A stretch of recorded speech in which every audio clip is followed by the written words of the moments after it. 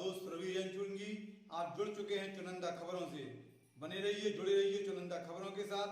लीजिए आज की ताज़ा खास खबर। ललितपुर की पावन धरा धर्मप्राण नगरी में राष्ट्र संत ज्योतिष पीठेश्वर जगतगुरु शंकराचार्य स्वामी श्री अभिमुक्त नंद सरस्वती महाराज का मंगल आगमन हुआ। इस मंगल आगमन की पुनीत बेला पर हर किसी ने उनके चरण वंदन अभिनंदन स्वागत करने के साथ साथ माल्यार्पण किया। जगह जगह भव्य स्वागत की श्रृंखला के अंतर्गत जगदीश मंदिर समिति के अध्यक्ष सुधांशु शेखर हुड्डैत व टिंकल हुड्डैत, विभाकांत हुड्डैत, समस्त हुड्डैत परिवार के साथ साथ विश्व हिंदू परिषद के अध्यक्ष नवल किशोर सोनी, उनके साथी संजय जैन, राजू सेठ, सभी ने पुष्पों की माला पहनाकर भव्य स्वागत किया। तो वहीं नगर पालिका अध्यक्ष प्रतिनिधि मुन्ना लाल जैन, अभिलाषा, उनकी टीम ने पुष्पों की वर्षा स्वामी श्री शंकराचार्य के काफिले पर की और उन्हें पुष्प अर्पित कर मंगल अर्पण किया। नगर पालिका भवन कार्यालय के बाहर उनके कारों के काफिले को कुछ क्षण के लिए रोककर उनका भव्य स्वागत किया गया, जिसमें भारतीय जनता पार्टी के नेता पदाधिकारी भी थे। तो वहीं प्रेस क्लब रेस्टेट ललितपुर द्वारा भी भव्य स्वागत किया गया। गाजे बाजे के साथ नगर में उनकी भव्य शोभा यात्रा निकल रही थी। प्रेस क्लब परिवार ने भी भव्य स्वागत किया। मंगल आशीर्वाद मिला सभी को, पत्रकारों को।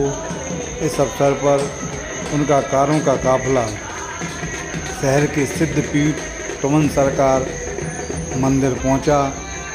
मंदिर के प्रवेश द्वार पर कारों के काफिले का जैसे ही आगमन हुआ, लंबी लंबी कतार कारों के काफिले की चल रही थी। सबसे आगे स्वामी श्री शंकराचार्य जी की कार चल रही थी, जिसमें वे विराजमान थे।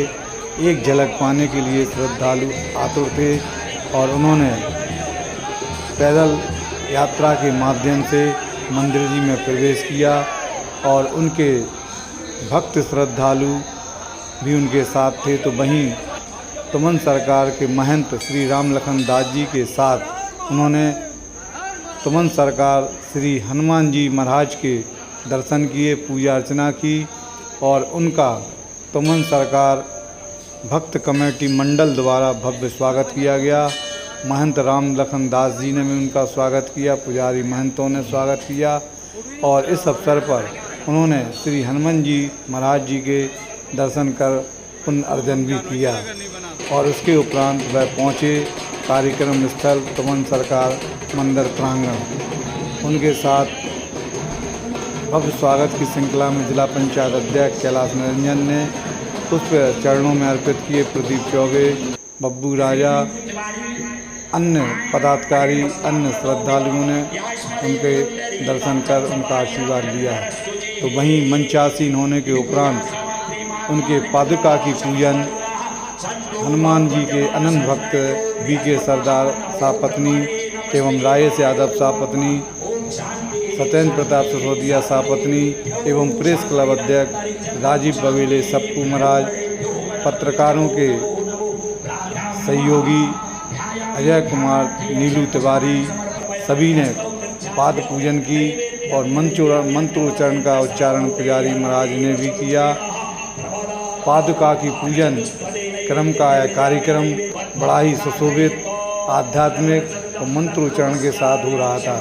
इस तुमन सरकार के मंदिर प्रांगण सभागार में हजारों की संख्या में श्रद्धालु उपस्थित थे। तो वहीं श्रेष्ठी जनों में निखिल तिवारी, भारतीय जनता पार्टी के नेता, अशोक साहू दाऊ, काशीराम साहू और पत्रकारों में भी अनेक लोग उपस्थित रहे। तो वहीं शहर का ऐसा कोई गणमान्य नागरिक नहीं था जो इस आयोजन में अपनी उपस्थिति दर्ज न कराई हो। कार्यक्रम का कुशल और सफल संचालन करने वाले नेहरू विद्यालय के संस्कृत विभाग के अध्यक्ष पंडित ओम प्रकाश शास्त्री, जिनके संचालन कुशल शैली के माध्यम से कार्यक्रम में एक अद्भुत ही संचार देखने और सुनने को मिला। सभी भक्त श्रद्धालु स्वामी श्री शंकराचार्य जी के दर्शन कर रहे थे, तो वहीं राम लखन दास जी ने उन्हें माल्यार्पण कर उनसे मंगल आशीर्वाद प्राप्त किया। और इसी क्रम को आगे बढ़ाते हुए श्री राम लखन दास जी महंत श्री तवन सरकार के साथ साथ BK सरदार भक्त ने भी उनके दर्शन कर उन्हें माल्यार्पण किया और आशीर्वाद प्राप्त किया। और इसी तरह भक्तों का आशीर्वाद लेने का सिलसिला अनवरत चलता रहा। सभी लोग उनके दर्शन करके उनका आशीर्वाद ले रहे थे। निखिल तिवारी भारतीय जनता पार्टी के नेता।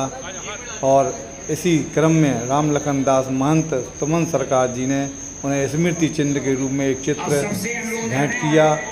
और प्रदीप चौबे, कन्हैया लाल नामदेव, लक्ष्मी नारायण विश्वकर्मा आदि ने भी मंगल आशीर्वाद प्राप्त किया। और धर्म सभा को संबोधित करते हुए भोलेनाथ, राम भगवान, हनुमान जी के जयकारा जय घोष के साथ सभा का शुभारंभ किया गया। जगत गुरु शंकराचार्य स्वामी श्री अभिमुक्तेश्वर नंद सरस्वती महाराज, जो बहुचर्चित ख्याति प्राप्त संत हैं, सनातन धर्म की बागडोर संभाले हुए हैं, उन्होंने इस अवसर पर भक्तजनों से क्या कहा, सुनिएगा चुनिंदा खबर की इस विशेष रिपोर्ट में। बने रहिए, जुड़े रहिए चुनिंदा खबरों के साथ। हर खबर को देखने के लिए चैनल को सब्सक्राइब करें। मैं आपका दोस्त रवि चुनगी। क्या कहा जगत गुरु शंकराचार्य स्वामी श्री ने, देखिएगा, सुनिएगा इस विशेष रिपोर्ट में।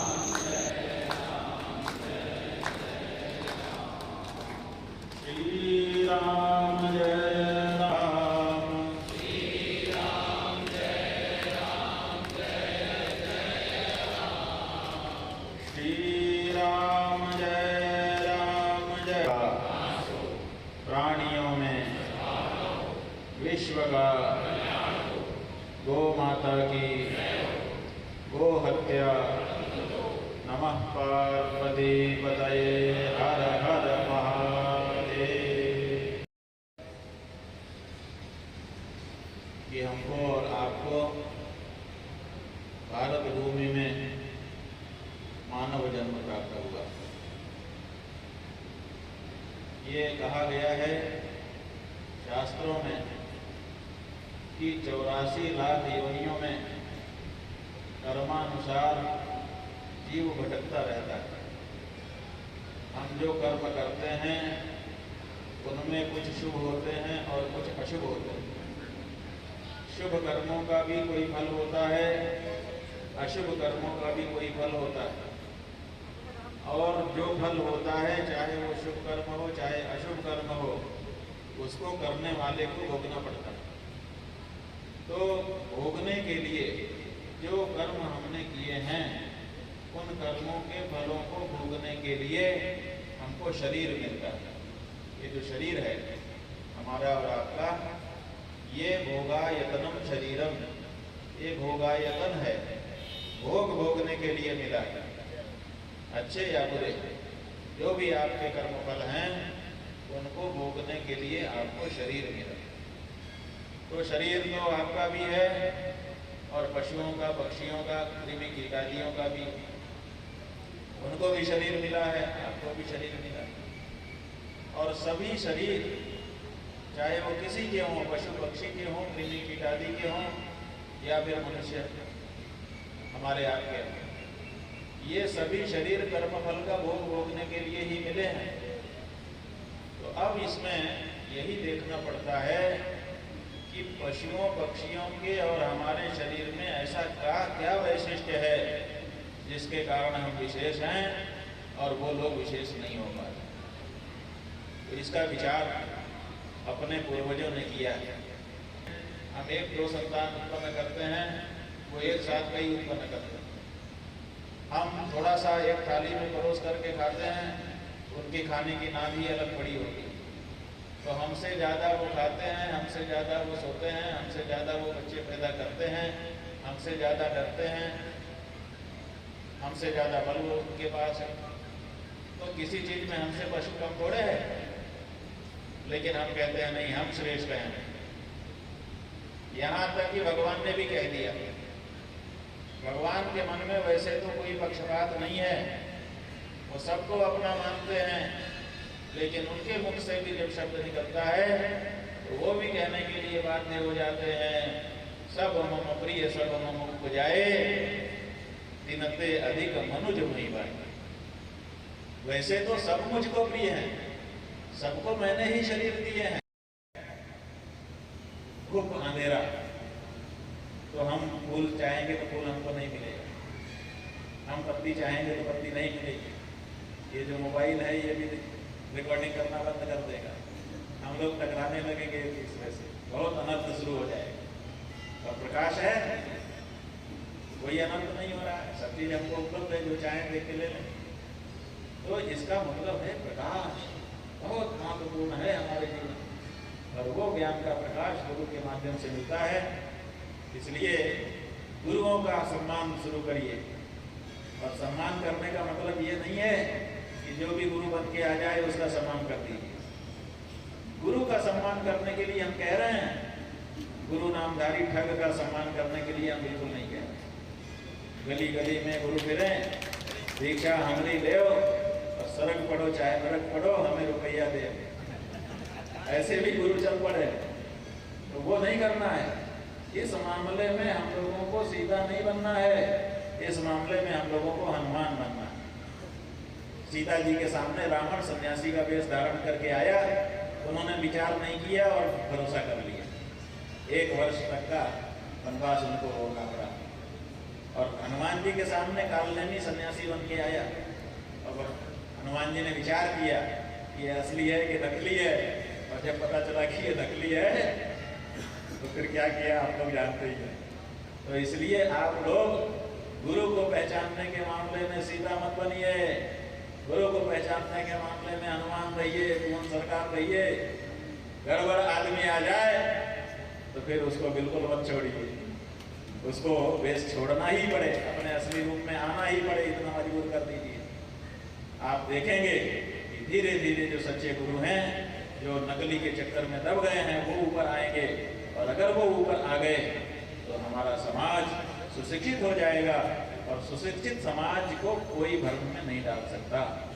जी समझे, लोगों का यही कहना है कि अगर लागू करना है तो सबके ऊपर लागू किया जाए समान नागरिक, और नहीं तो सबको ये अधिकार दे दिया जाए कि सब लोग अपने अपने धर्मशास्त्र के अनुसार जीवन जिए, फिर हिंदुओं को ही क्यों ये क्षति उठानी पड़ रही है। तो इसीलिए समान नागरिक संहिता की मांग की जाए। हिंदू राष्ट्र बनने की कितनी संभावना है? देखिए, हिंदू दिक्कत राष्ट्र कहाँ आ की रही जहाँ है? तक बात है, हिंदू राष्ट्र के बारे में अभी तक कोई प्रारूप सामने निकल करके नहीं आया है कि हिंदू राष्ट्र होगा कैसा, और आज समाज की जो दशा है उसको कैसे सुधार करके बढ़िया बना दिया जाएगा हिंदू राष्ट्र। तो जब तक कोई प्रारूप नहीं आता, केवल एक जुमला, केवल एक शब्द उछाल दिया गया और लोग उसी को रट रहे हैं। अब कुछ लोगों ने पूछा कि कैसा होगा, कहते हैं कुछ परिवर्तन नहीं होगा, किसी को बाहर नहीं जाना पड़ेगा। तो जब किसी को बाहर नहीं जाना है, कोई परिवर्तन ही नहीं होगा, तो फिर केवल नामकरण ही तो हुआ।